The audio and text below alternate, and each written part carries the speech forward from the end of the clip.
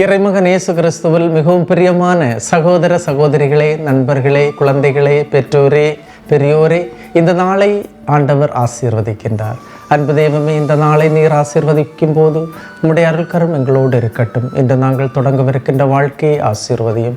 ஆண்டவரை, நாங்கள் இந்த நாளில் செய்கின்ற ஒவ்வொரு செயலையும் உம்முடைய தூய ஆவியின் துணை கொண்டு எங்களுக்கு நிறைவேற்றி தாரும். முன்னாகவும் பின்னாகவும் வலமாக இடமாகவும் உம்முடைய அருள்கரம் எங்களை தாங்கி நடத்தட்டும்.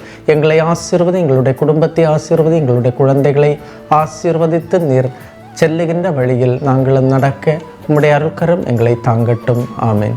அன்புமிக்கவர்களே, இன்றைய நாளிலே நாம் தியானிப்பதற்காக எடுத்துக்கொண்ட இறைவார்த்தை 1 சாமுவேல் 12ஆம் அதிகாரம் 2-3 இறைவார்த்தைகள். இதோ ஓர் அரசர், இவர் உங்களை வழிநடத்துவார். எனக்கோ வயதாகி தலை நரைத்து விட்டது. என் புதல்வர் தாம் இருக்கின்றனர். என் இளமை முதல் இந்நாள் வரை நான் உங்களை வழிநடத்தி இருக்கிறேன். இது சாமுவேல் இஸ்ரேல் மக்களிடம் சொன்ன வார்த்தைகள்.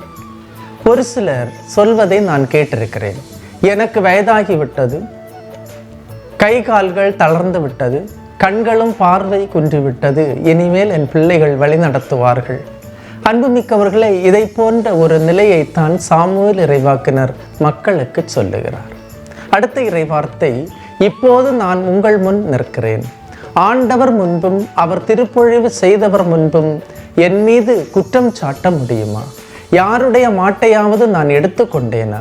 யாருடைய கழுதையாவது நான் எடுத்துக்கொண்டேனா? யாரையேனும் நான் ஏமாற்றினேனா? யாரையேனும் நான் ஒடுக்கினேனா? யாரிடமாவது கையூட்டு பெற்று நான் அநீதியை கண்டுகொள்ளாமல் இருந்தேனா? சொல்லுங்கள், நான் திருப்பி தந்து விடுகிறேன் என்று அவர் மக்களிடம் கேட்கின்றார்.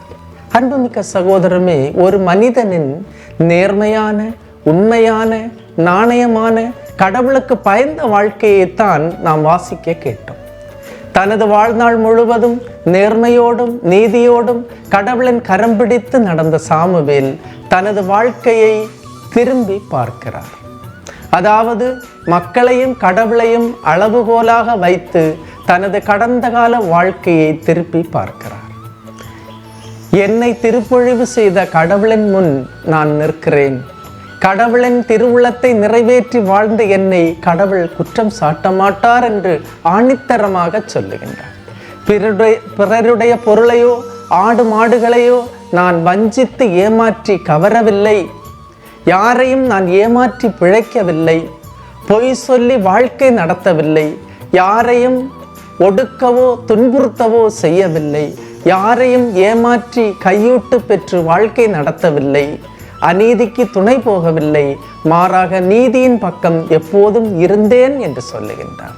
சாமுவேலை போன்ற வாழ்க்கையை இன்று கடவுள் நம்மிடம் விரும்புகிறார். சாமுவேல் குற்றமற்றவராக கடவுளின் முன்பு நீதியோடும் நேர்மையோடும் நடந்து வந்ததால் கடவுள் அவரை உயர்த்தினார். மக்களும் அவரை ஏற்றுக்கொண்டார்கள்.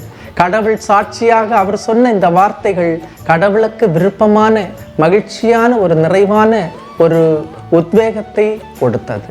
அன்புமிக்கவர்களே, சாமுவேலை போன்ற வாழ்க்கையை நாம் நடத்தி கடவுள் முன்னும் மக்கள் முன்னும் நீதியோடும் நேர்மையோடும் குற்றமற்றவர்களாக வாழ ஆண்டவர் நம்மை ஆசீர்வதிக்கட்டும்.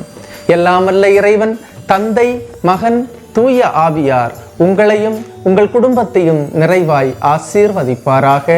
ஆமேன். இயேசுவுக்கே புகழ், இயேசுவுக்கே நன்றி. மரியே வாழ்க.